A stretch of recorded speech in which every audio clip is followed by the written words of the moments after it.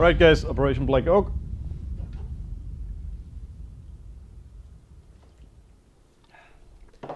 You mean Operation Black Soak? We will talk about that in a second. I mean, I wasn't there. I was really sick. And when I saw the weather report, I was really, I should not have went in with that fever. It's a 24 objective-based milsim. The idea was to let a group of seasoned milsim players with really good equipment play against a large amount of less seasoned guys, but I don't know much about that. Yeah, but there's actually a couple of pretty seasoned guys on the other team as well. Fair enough. We're not going to make a big deal over that. And the game is kind of famous now because it got cancelled mid-game. So because of some extremely long and extremely hard rain, thunderstorms, tornado warnings. Yeah, there was a legit tornado warning that was down for the region. So I mean, we kind of had to cancel it. Let's start with this whole thing. How bad was the rain before we talk about what actually happens during the day? So I think we inserted before the other team inserted, because the idea was that we were a much smaller force, so we were supposed to insert, build defensive positions, build a height site, etc., etc. And I think the entire time while we were building, because we were building one of the height sites together, I think there was no, I think it was good. There was no rain. We were completely fine. But I think, I'm not sure if I'm exactly correct here, but basically as soon as the game started, it started to rain. And and when we're talking about rain here, it wasn't like a little bit of rain. It was a insane downpour, and it just did not stop. So the game starts. Yeah. And it starts raining. Yeah. Boom. But like not a little bit of rain, like a ton of rain, and just like everyone was soaked, everything was wet. But just to give you an idea, it was so bad that maybe halfway through the game time until it got canceled, basically, we were sitting, around kind of our camp area, and you would just all of a sudden hear PTWs start firing on full auto, or AEGs start to fire on full auto, and we every time thought, oh crap, we're taking contact, we're all gonna get shredded. But it was just because water got into the circuitry, whatever happened, and then basically the guns kept shooting on full auto until either the internals shredded themselves or someone got to the gun and ripped out the battery. And that's how bad it was. So I'm probably not exaggerating. I think that happened like 3 to 4 guns. You could just hear it full auto. And yeah, apparently it even happened, to people on their way home. They would unpack the guns at home, and they would just see all the MOSFETs on the inside were all toast and stuff. All the circuitries on the PTWs broke. It was a bad game. And during many of the firefights that we had, when I was shooting my gun, I could see, after every second BB that came out, it was a water cannon. It was literally just shooting water out of my barrel. Like, it was hilarious. And then I gave my gun to our gun doc after because I took the gun to another game, and I was like, hey man, like, I don't know, like the gun shoots and it's working fine, but for some reason my BBs have this like really harsh dip to the left. Can you look at it? And I thought maybe the hop up, the R hop kind of broke, or I don't know how this stuff works, but I thought something broke. And he just told me, like, when the first thing he did, he thought something was wrong with the hop up rubber too, but then when he started to look at the barrel, he figured like it's just the barrel was just absolutely disgusting on the inside. There was mud, there was water on the inside of the barrel, and he just spent like a couple hours cleaning the barrel, getting all the mud out and everything. So it was just it was bad. I don't know if you want, but it was bad weather. So I think my gun was actually one of the first guns to go down. I remember so I don't have a PTW. Back in Black Oak, I was using a Magpul PTS Masada. And so I think AEGs had less of a problem with rain that game. That was a bad day for PTW, but AEGs was supposed to work quite fine-ish. Most AEGs worked fine. Unfortunately, mine wasn't one of them. I was just sitting in the OP, having my rifle pointed forward, thankfully in a safe direction, when all of a sudden it just started going off. I was like, I checked my trigger. I'm like, I'm not pulling the trigger. And I realized, oh, right, the rain. So I quickly, in order to save the internals of the gun, I quickly just like disassembled the front of my gun, like the fastest I've ever done it, pulled the battery out, just done. And then maybe... so then I put that gun away, and then maybe 3 hours later in base camp, I was like, I wonder if maybe like it stopped firing on full auto. So then I put the battery back in. Nope, started firing full auto again. And then obviously like everyone around me was like, oh, are you taking contact? And then I was like, nope, it's just the rain. Jeez, that hasn't done good at all. Yeah, I think, so I mean, it was you, me, Mike. It was Altman. It was we was there. Yeah. So we were like 5 to 6 guys, and I remember by the end, luckily both of my Steven guns were still up and running. Mike's gun was down. Your gun was down. Wee's guns was down. But Mike and we had PDWs. They both had PWs. They were both down. Altman's gun was down. So I think out of a squad of 5-6 people with all decent guns, well quality builds. Out of a squad of 6 people, including backup guns, I think we had 2 guns running at the end of the game. And yours were front wired, so maybe that's something to play in the whole thing. Yeah, maybe. I heard some horror stories about people actually doing you guys defensive situations where you had the machine guns outside, and it just stayed in the rain the entire time, and they were still working. Yeah. Well, so the machine actually. So after my rifle went down, someone lent me a machine gun. It was really, really fun to use, and that just never went down. Yeah. Yeah. And so when we were sitting in our OP, I think we had a tarp covering us so that like our machine guns got a bit less rain on them. Yeah. Well, they're still pretty soaked, but yeah, both of the machine guns in our OP were up and running. But another casualty of the extreme weather condition were actually the nods. So my nod got water in it for sure during that game. So when we started to leave for night patrol, I couldn't see anything. Like my nod was just completely done. I was completely useless, and it's. I feel like it's drying up on the inside now. It's getting better. Slowly, because it's 6-7 months afterwards. It slowly starts to be alright. I mean, I go to like maybe 1 overnight milsim a month or something, but yeah, over the last 2 months, it's gotten a lot better again. But the milsim immediately after after Black Oak, I think a week after was Nightfall. And at Nightfall, if you remember, a lot of our nods still had water related issues. One of our teammates in the middle of the game, like, I think my knot is broken, and then it was all the water, the moisture. Was you too? And then same with mine, but mine I think is fine by now. But it's all just moisture and water and just dirt that got into the knots. So it was. Bottom line is that game from a weather point of view, it was. I think it was worse than the one really Deadfall 2013 or something.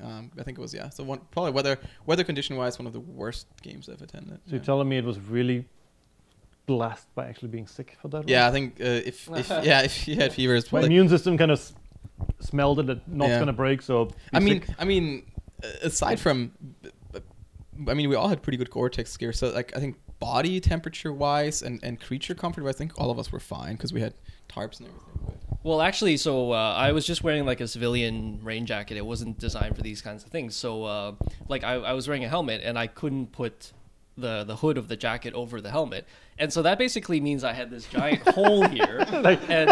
God. So this part of my body was just soaked. Like this was fine, my legs were fine, but it was just like soaked, A lesson learned about that part. Yeah, I got to get a military Gore-Tex jacket, one that you can put the hood over the helmet. Or just get the normal for climbing, because if you're climbing, you also used to wear helmets. Well, they do that.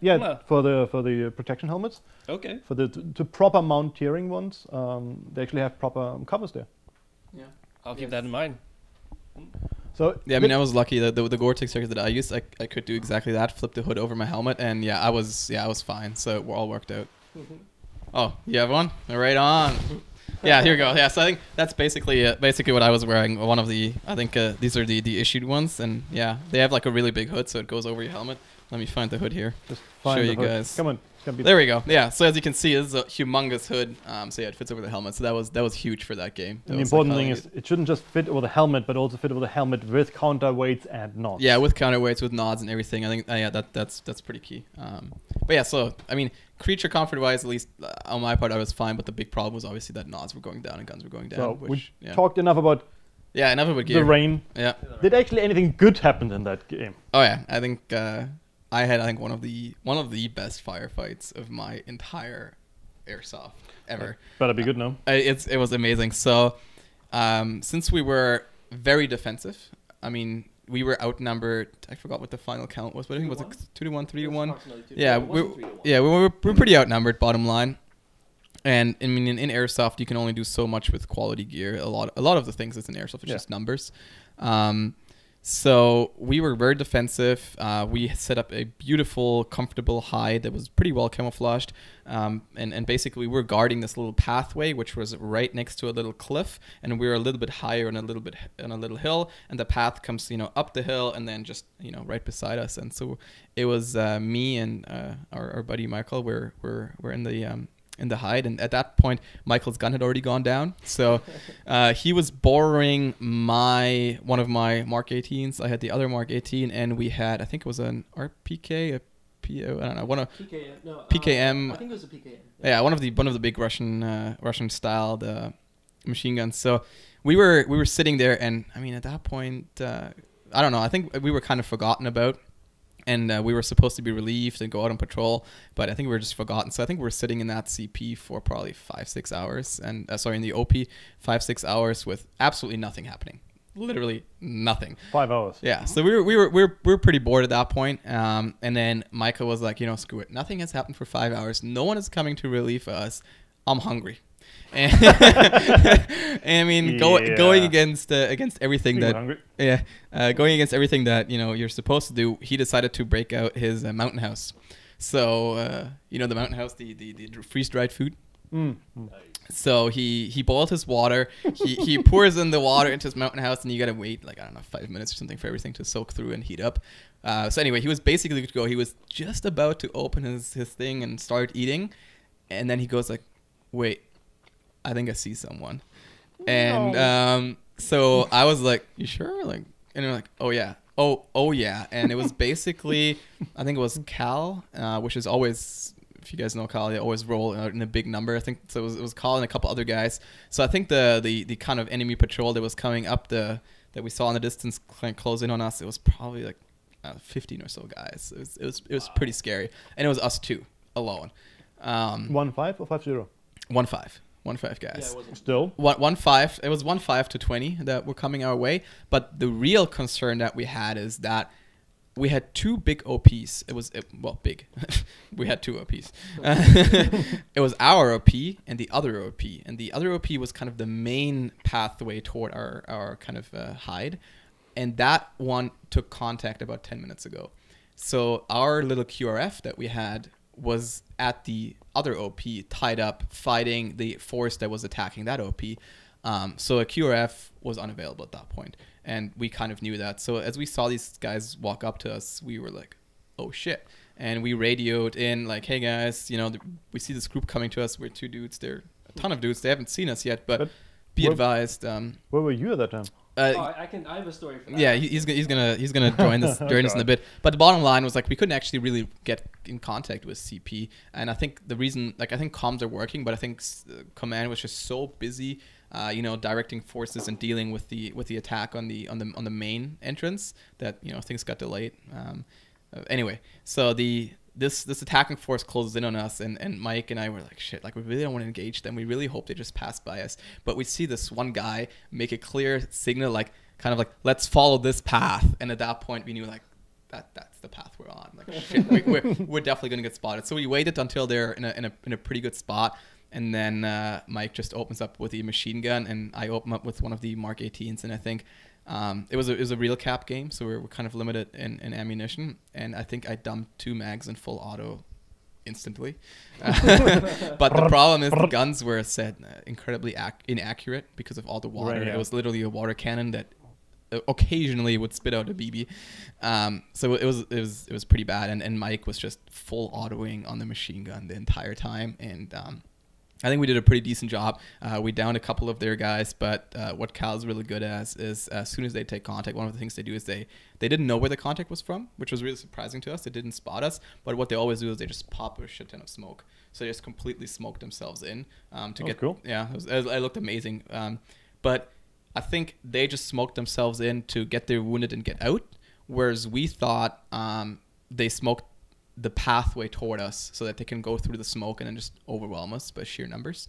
So I think one of the points where I was just losing it on the radio, it's like, guys, like, someone please, because I should add in this game, if you get captured, it was a pretty much, it couldn't mean like permanent death kind of game, like you're out for the remainder of the game, and no one wants that. So I was freaking out over the radio, you know, trying to request QRF, and I think eventually we got a hold of command and said, yeah, we got people coming, but no one was yet coming. So anyway, the smoke cleared. They were still there. They've banished their wounded, and then they knew where we were. So then it turned into like a legit firefight of us going back and forth. And we were lucky in the sense that we were on a little hill, and the way they were shooting us, the BBs would always go up right in front of us, but would never hit us. So they just didn't get the angle right on us, whereas we had a perfect angle on them out of our, you know, shooting between little twigs and stuff of our barricade, shooting downward on them. And anyway, I think the entire firefight lasted something like 10 minutes, and we took inventory after. We probably went through like more than 2,000 rounds in that firefight. And by the end of it, Mike, because he had the machine gun, but we had the second Mark 18 on the side, and he had M4 mags in his chest. You plate. started using his mags, or? I started using his mags, but more importantly, what we did is we started emptying M4 mags into the canister of the machine gun. Machine was the only working gun? Yeah, because the machine was the only semi-working gun, and we just used it to suppress them.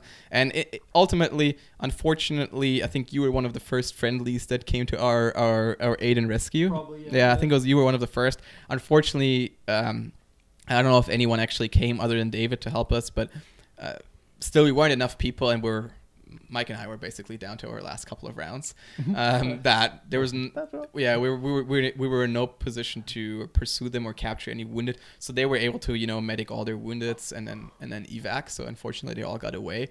But yeah, those 10-15 minutes, it was amazing because it was an amazing firefight, and we were so low on ammo. It was just hilarious. So yeah, that was one of my favorite stories from that op. So pretty much while all that was happening, apparently there was something else. I was on the other side of our CP. Basically, it was kind of like, okay, so we haven't taken contact in a few hours. By this point, my gun was already down. Wee's gun was down. I think Altman had his AEG. So excellent. That's a good service. All right, gotta have that beer. Okay, so yeah, like so. Let's see what was happening. Yeah, so. Altman and I decided to, hey, let's go inspect the defensive position, see if we can, see if we can suggest some improvements, right? So we were like, yeah, we're not going to take contact, like we haven't, the enemy hasn't attacked us in a bit. So, the fact that my gun's down, I had to borrow Altman's pistol, I was like, yeah, it's going to be fine, we're not going to Forrest milsim with a pistol.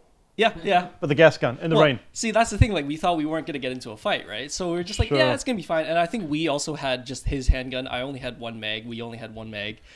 Famous last words. Famous last words. And that's exactly what happened. So we were out inspecting the defensive position when suddenly this massive wave, I don't know how big they were, but there's massive wave of enemies. Apparently what they had done is they had scaled the cliffs. That we were like, there's no way they're going to attack from that direction. They scaled the cliffs. Also famous last words. Yeah, exactly, right? Yeah. So at this point, I think I fired off maybe about like 6 shots, killed 2 people, and then the gas in the mag of the pistol that I had borrowed went dry. So I was completely out. We and Altman were still fighting. So then I was like, okay, I have no guns. I'm just going to start medicing people. Just, take wounded, bring them back to the CP, get them to respawn, get them back in the fight, So that's what I did. I think maybe 2 or 3 medic trips. And then on the 3rd trip back to the fight, I hear Wee screaming, medical, and he just like screamed it for like 5 minutes straight, and I was like, okay, so I don't have a gun, should I go rescue him? Wow. So just a reminder, in this game, if you're captured by the enemy, it's permanent. You're gone for the rest of the game. So I was like, damn it, Wee's gonna get captured, oh, I need to go rescue him. I don't have a gun, or you get captured too. Exactly. So I decided not to go rescue him. Sounds legit. Good thing, because Wee was eventually captured, and Altman, I think, was also captured, and they were just out of the game completely. This was probably about maybe 6 hours in, I think. Yeah. So then I actually didn't hear any of Moritz's, call for help on the radio. I think. I think by then the rain had knocked out my radio comms just completely. So, but I was like, shit, Wee is down, Altman's down. I think I at least better go tell the rest of our guys that we just lost our team leader, right?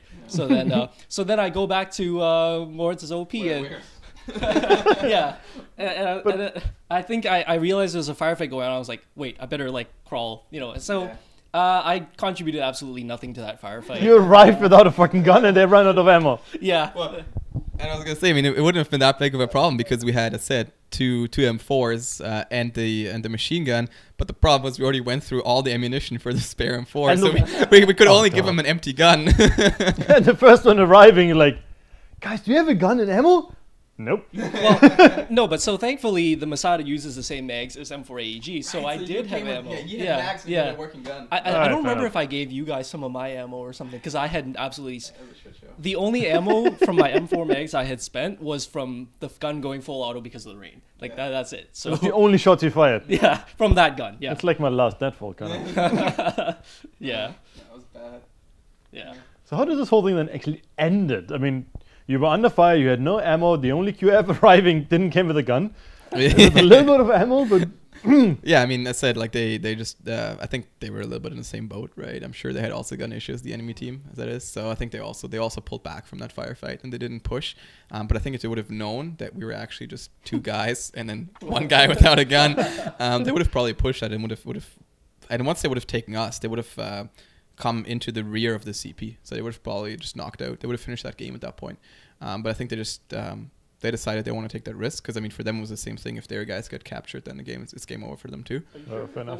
I think they were out for a pretty long time. Okay. So, but yeah, bottom line, I think they just figured it's the wiser decision to pull back as well. But yeah, and then after that firefight, it was back to guarding the OP with I think we Mike and I think we ran back to CP, reloaded, and I think we left Dave there without a gun to guard the OP. No, I wanna just guard the place, scream loud. And I think we got back with ammo, and I think we were there for a bit, and yeah, we did some patrols after, and I remember the problem was that we were told to go out on patrol after, but we didn't have any M4s other than my two M4s that were still up and running, but it wasn't enough guns for the number of people we had. So I remember we took that huge Russian machine gun, which even had like an extended suppressor with an extended barrel or something. God. So we were running around the forest with it, and it was bad. But anyway, like yeah, we did a couple more patrols, a couple of good firefights on the patrols, but eventually I think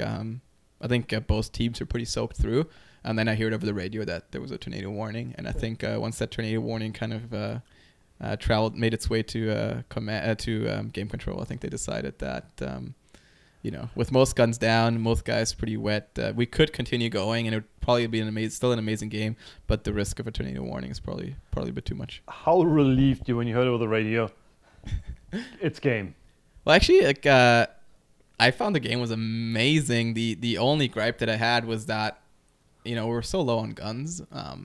And I mean that our nods were not working that well. It's like whatever. Like you can still play. And it would be daybreak eventually. So then you can definitely play. But yeah, it was just a problem that all the guns were down. And I mean, playing airsoft or milsim without a gun, just running around with your bare hands. Well, probably. He was a medic. Come on. Yeah, yeah. I'm always the medic. Let's be honest.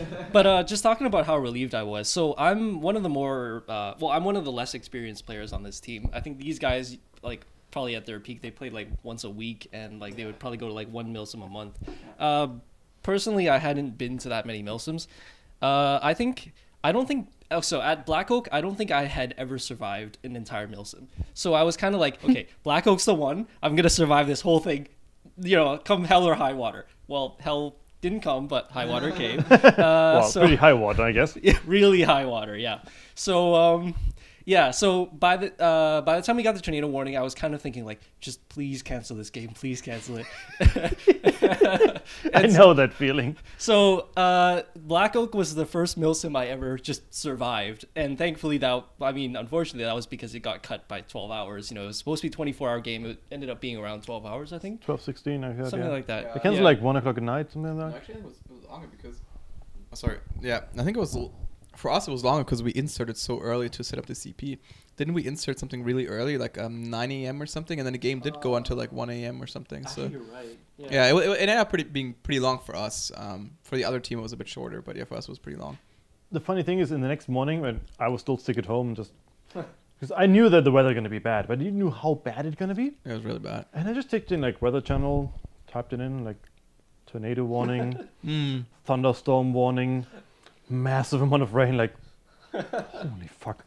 calling people, like, hey, are you guys okay? What happened with the game? Like, oh, we all could be at home already. Like, Yeah. really? Tornado warning. It's 7 o'clock. The game's supposed to be still on. You're already at home? You fucking coward, man. Like, no, we cancel the game. Like, Yeah.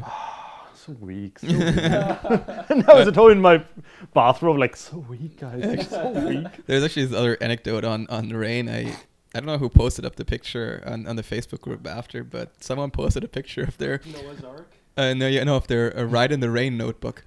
And the Ride in the Rain notebook was just completely soaked and just like completely broke. And I was like, I don't know. I guess that was if the rain is bad if the Ride in the Rain notebook is malfunctioning. Yeah. I bought specifically a book because it was the last Nightfall, but I still have this Ride in the Rain book. Notebook, and it always have in my little milsim pocket down there. Yeah. But I so wish it never gets soaked, and I so wish it never gets used. The whole Ride in the Rain feature. Yeah. And then Actually, my in terms of gear again, like my radio, it's only since that game, it's only working if I have it plugged in. I can hear it on my headset, like on my earbud. I can hear the radio, but if I unplug it and just want to use the speaker of the radios, the speakers no longer work. They're actually toast since that game. I mean, the funny story about afterwards all these things come unfolding. I gave Roger my raincoat because of the last Nightfall, I specifically bought the most expensive advanced super rain gear, and it turned out to be way brighter than I wanted it to be. Anywho, he used it, and he was just one of the game hosts. Yeah. And they're like, oh, this actually was great and whatnot. And I got it back, and it smelled like barbecue. How bad can a game be if the rain gear smelled like barbecue? That was and only. It still smelled like barbecue, like to this fucking day. 6, 7, 8 months later. Yeah, it was because game control was with the owner of the field, and the owner of the field barbecued for game control. So unfortunately for us players, we did not have the luxury that was only granted to game control. Yeah. Well, so actually, after Nightfall hit, I got to take place in some of the night patrols because we were using night vision, so the enemy's numerical superiority wasn't as good. So we made our way to the enemy base camp, and when we were there, like I saw this roaring fire like this tall.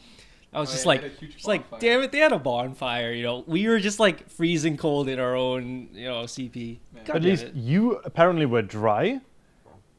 And we actually have night vision footage of this huge trail of Knots users, like 20 Knots users walking down the trail down towards the CP. And actually, you walk towards the bonfire of warmth. It was like flies being attracted to the light, It's just Yeah, I think what you've mentioned, that a lot of there was a bunch of guys on the other team that were kind of like novice milsimmers, so a lot of them, they had really poor rain gear. I remember I saw one guy, for anyone that went to the Maid of the Mist before, to the those blue the Maid of the Mist at the Niagara Falls, like those blue kind of garbage bag rain. That was the rain gear that some guys had on that team. So I think the bonfire was very much necessary for that side. I mean, at least on our side, it was either civilian or military kind of proper Gore-Tex stuff. So I think we were in a bit better gear position. So I think they really needed the bonfire. That's true. But yeah. Oh yeah. Is there anything else you guys want to add to the game in terms of tactics, gear? I mean, gear primarily sums up rain gear because rain is kind of the theme. Actually, I'm not sure if I'm getting games right here, but I believe that was the first game that I used the chicken suit. Yep. Right.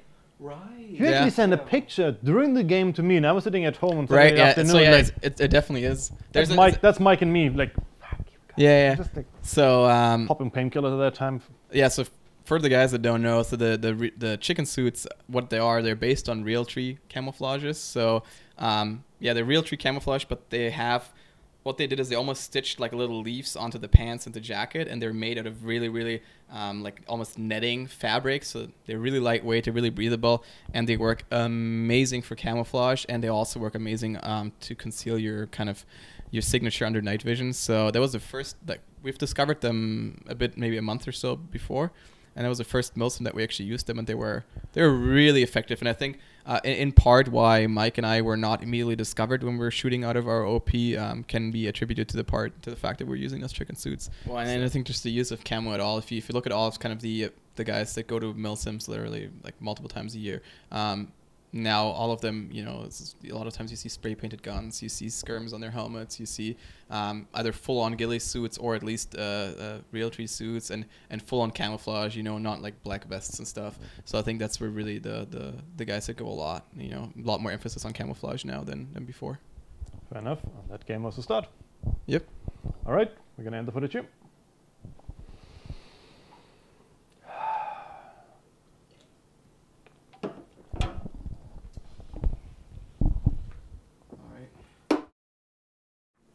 All right, guys, Nightfall 4.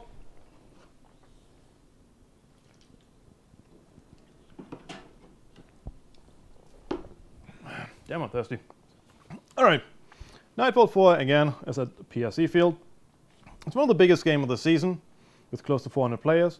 It's an 18-hour game which is primarily flag flipping, with a separate frag area for objectives. Now, the big thing about Nightfall is primarily because it's such a big game, and we normally go to games where the amount of players per square meters is a little less. How does it feel to play in such big games? Well, Nightfall was the first experience I had with the group per se. It was a good experience. There's never not a target there for you to shoot at. There was always, you know, something going on. There's always an objective, or you're always busy doing one thing or the other. So it was a very target-rich environment. Yes. All right. David? So I was the team medic for Nightfall. I personally find that such massive games, one of the things about it is that like there's just so many players everywhere. In a way, there's almost kind of not much room for maneuvering, right? Like you're just like, okay, you go this way. Oh, there's like, you know, 30 guys there. You go this way. Oh, 30 guys, you know, like, and then there's like, no matter what you try to do, like you're going to be faced with a massive number of enemies, which I guess can be a good thing if you're really into shooting people. Some people here are. Yeah, I think it's just echoing the same sentiment because like you're comparing it to Penguin, which was at the same location at the PRZ in Picton. At Penguin, you're able to do stuff like, you know, walking on the ring road to the other base, the other team CP, whereas at kind of Nightfall, it's just basically split the field in half at the 50% line. You're fighting for the kitchen, and as soon as one team has the kitchen, it's basically going to be the line for a majority of the game. Yeah, so it's a lot less maneuvering, but the upside of that is obviously there's a huge number of people, so a lot to shoot at. You have a lot of action, you have a lot of people to shoot, but it very quickly turns on these kind of trench wars. Yeah, and exactly. If you see our footage, we either were stuck in the two-story building, or we were stuck in the north field, or stuck in the south field, where, and then at night was exactly the same thing, and then we got pushed back because of, well, whatever fucking reason there was, but it was very action-packed, but almost always in the same fields. And if you actually win something, a building, you instantly got mortared. Yeah, that was a big problem for us, I think, because there was numerous times where we actually did push into the 3-story or pretty successfully held the kitchen. But then, you know, while you're sitting there with a kind of skeleton crew, because a lot of people died on approach, and you're waiting for those squads to kind of respawn, you get mortared out, and then it swaps back around. So yeah, I think that was a big problem for us, I think, during that game. All right. Now, besides all that, what are your biggest, coolest moments of the game? Because there were actually a lot of cool moments there. Oh yeah, there was definitely a ton of cool moments. I think one of my favorite moments is because I guess it was maybe the second time or so that Michael joined us, and one of the first times that I was doing night vision, playing night vision with him. And I think I mentioned this before already earlier today, but yeah, one of my moments was because I was leading the team for that op, and I told I think Roger and Ben to flank left, and then I told Michael to flank right, but because he was new to night vision, he was still in the kind of the god mode phase where you think you're invincible once you put on night vision.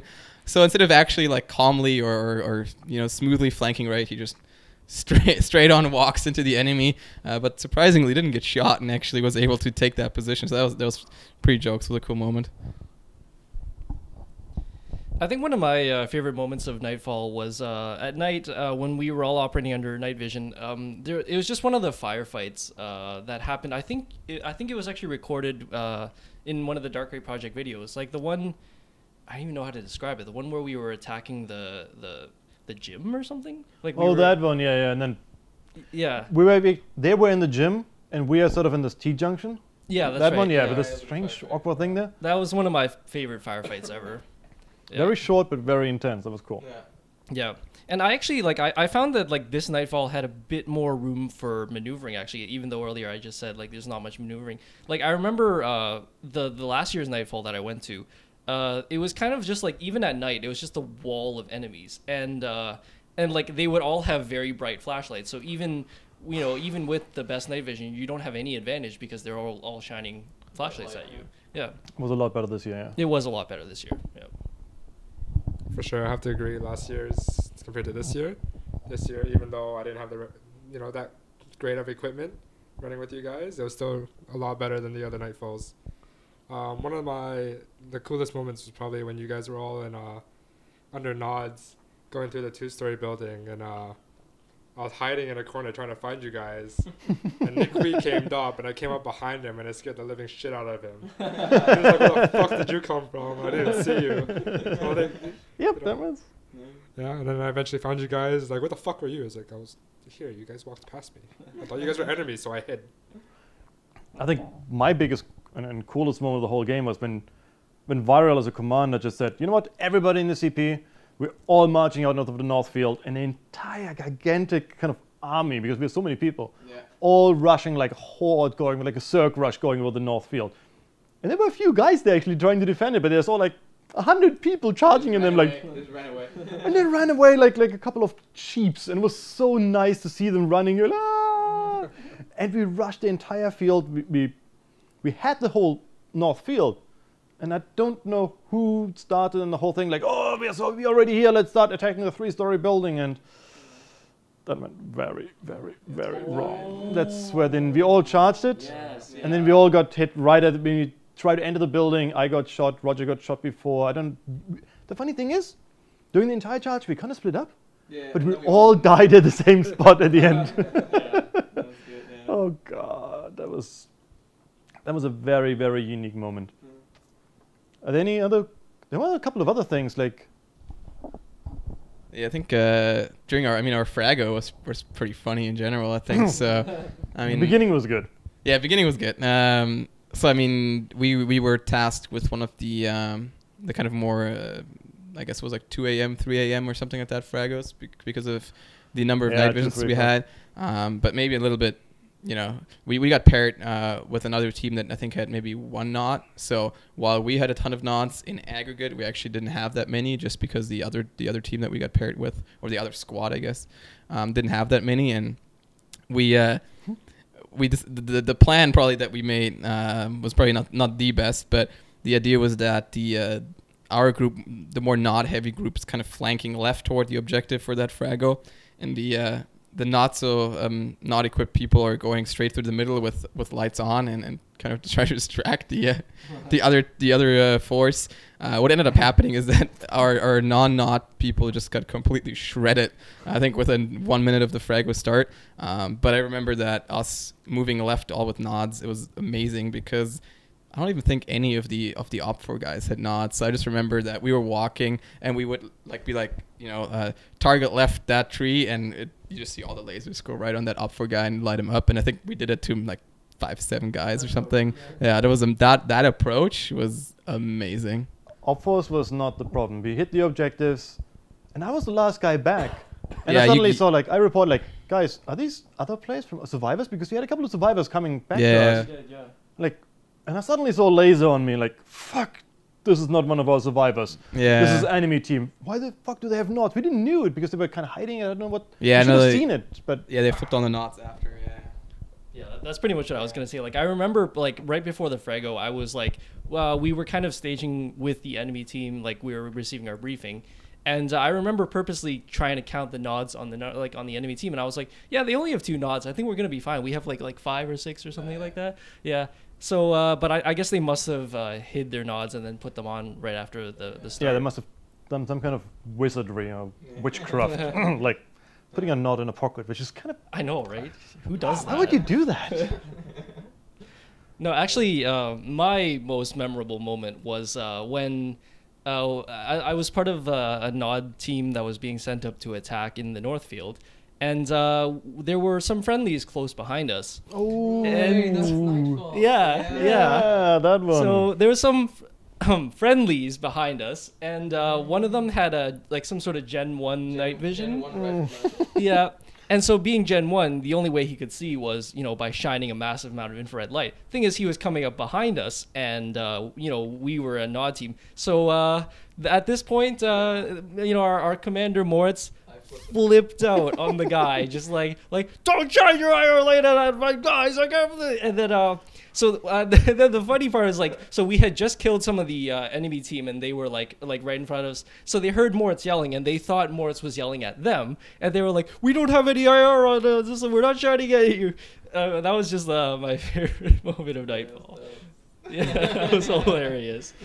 And the same, 15, 20 minutes further ahead. When we got this engagement, you were still down in the further south in the field. Yeah, you guys pushed up further through the village. Yeah, and I was in the middle of the village trying, because I was with the friendly squad commander of the guy with the Gen 1, and we just tried to coordinate our movement because they didn't have any nods. So I was trying to guide them kind of in a way in that would work. But I mean, you can tell this part, but it clearly did not work out. We started engaging the enemy team because they finally found us, and we started engaging them, and we put many people down.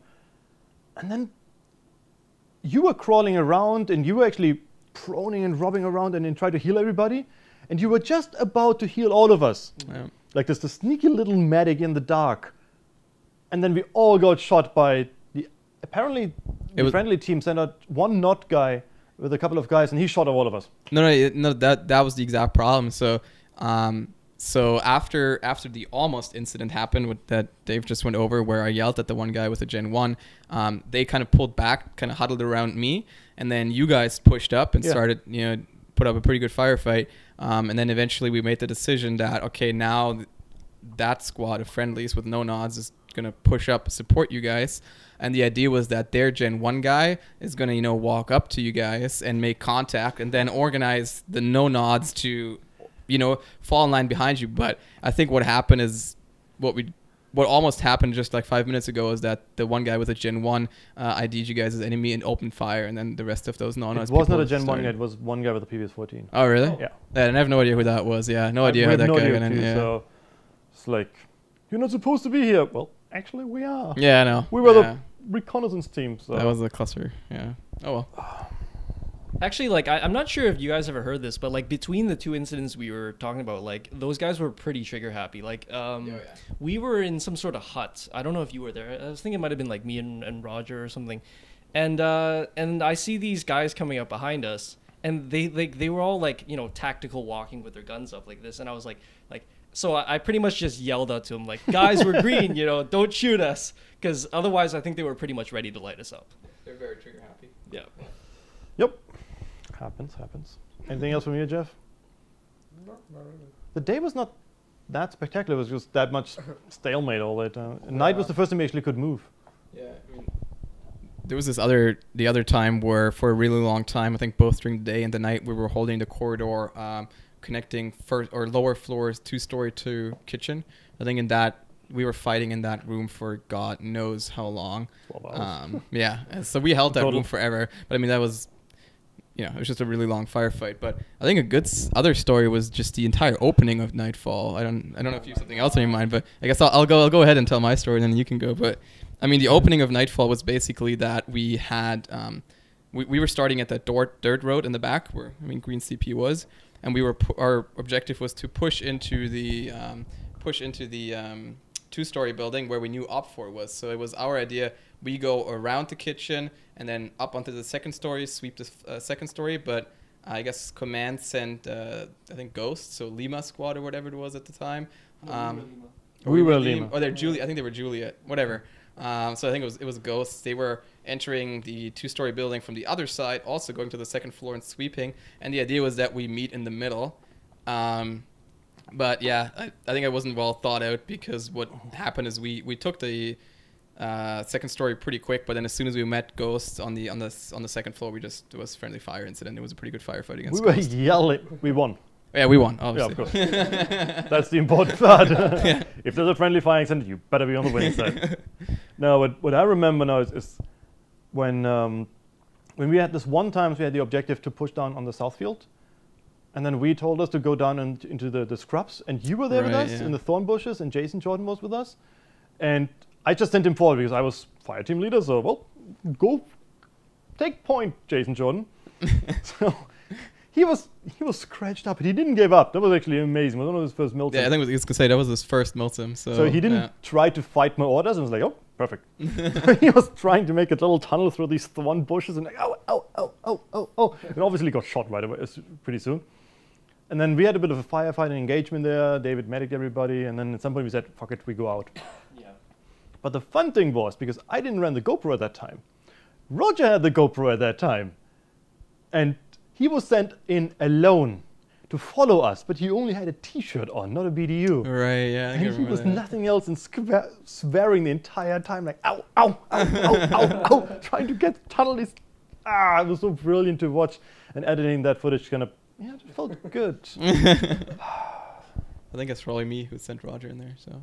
No, I thought it was you. I'll take the blame. No, I don't know. You can take full credit for that because it was so beautiful to watch. I had to fast forward it because it was so long of suffering. I remember in the same scene, it was also because I mean we ended up getting into a stalemate because they had good cover, we had good cover, and it was just a kind of a shootout. But I remember we did have our Victor, our vehicle, and I don't know what these guys are doing, but the aim was kind of all over the place. And I remember I told them to push up or something, and they just wouldn't push up. And then we decided to push up. And then once we finally were in front of the vehicle, you know, a couple meters, they decided to turn on their headlights and just completely silhouetted all of us. And we got lit up pretty quick.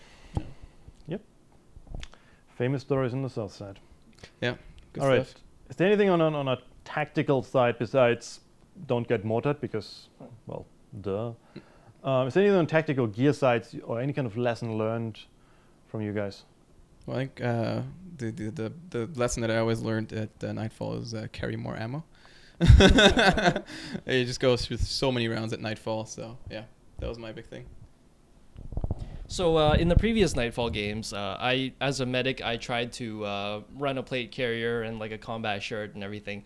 I just found that, you know, given that it wasn't my main job to shoot people, as my main job is to be like some sort of savior, bringing people back to life. You know, wearing a plate carrier is just too much weight, too hot. So that was in the previous Nightfalls. This game I just wore a BDU shirt, no combat shirt. And it worked out really well. Like I enjoyed just not having that weight on my chest and just being super lightweight, you know. For me, gear-wise, I was just I was getting back into the sport after a couple of years, so I just recently bought a gun off a buddy of mine. Tried that out on Nightfall. Looked at you guys with all your stealth guns and you know, I was like, damn, okay, I really need one of these. Steven guns, but no. Steven guns, yeah, or even nods. So right after Nightfall, just first Steven gun blew out. Bunch of cash for a Steven gun. Never regretted it. Oh yeah. Yeah, it's been there for me. And the biggest learning for me was, well, as you said, I actually ran a cowboy shirt plus a chest rig, so it's light and breathable and cool, if you want to call it like that. And it was my biggest chest rig I had, was 6 max, and just shitloads of ammo. But the strange thing was, this year I never went through that much ammo, because the kind of engagements we had. It was always intense and it was always relatively long, but it never went through 6 max because you don't have ammo restrictions, so you're obviously not real cap, anything like that. Yeah. So that was never my big issue in that regard. But the most important thing is, because not the most hardcore serious ones, get comfortable at the CP. I think this year was the most comfortable CP we ever had with fridges and generators. Candy store. Oh yeah, the big where we had this big bulk of someone bought this big plastic thing with these wine gummy ones. Yeah. And it melted in the sun and made this wine gummy cake. I think I was the only one who not tried to taste some of it, but apparently it was lovely, right? Yeah, it was really good. You know? Well, I normally bring candy bacon. This is a little bit. All right, is there anything you guys want to add to Nightfall 2015? So I guess Nightfall also gave me a bit of a demonstration on how bad airsofters tend to be at IFF, you know, telling who is your friend and who is your foe. Because I remember, so we and I, that sounds so weird. Anyway, Nick, we and I had we for some reason we were just operating, just the two of us, and just operating. Operating. And yeah, so at some point we decided to just crawl across this open field, and we spotted this like group of maybe 10 guys, and we weren't really sure whether they were green or tan. And so we decided not to engage them. We were just like, yeah, let's just crawl up to them and see. And so at some point we got close enough to we were like, oh, they're green, okay, good. And then we stood up. And and I think we were like close enough so that Nick tapped one of them on the shoulder, and so Nick tapped him on the shoulder. He immediately turned around and opened fire. So yeah, that wasn't fun. Like after spending 10 minutes trying to crawl through grass, trying not to be seen, you just stand up, shot by friendlies. That's it. How lovely. Yeah. That sounds like a Nightfall story. Mm-hmm. All right, I think that's wrapped it up. Yep. All right, go.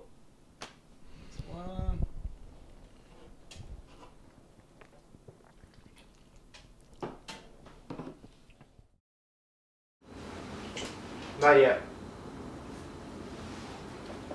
I got my hand. I know. Look, you don't even have to use your hand. It's controlled by you. No, David, wait. Which one's your beer? Okay. And by the way, You should open it because when we right after the clap, we're all gonna take a sip. Yeah. we can open it during the opening. It's fine. Are we sponsored by? No, we aren't. No, don't open it yet. We all start together. We're sponsored by ourselves. Powered and support by the no. In association with Roger. It's called the DGP project. That actually was one of the coolest moments. We got all shot along the way, but Oh. What? It's about memory. Oh. Okay. didn't. No, maybe recorded. Okay.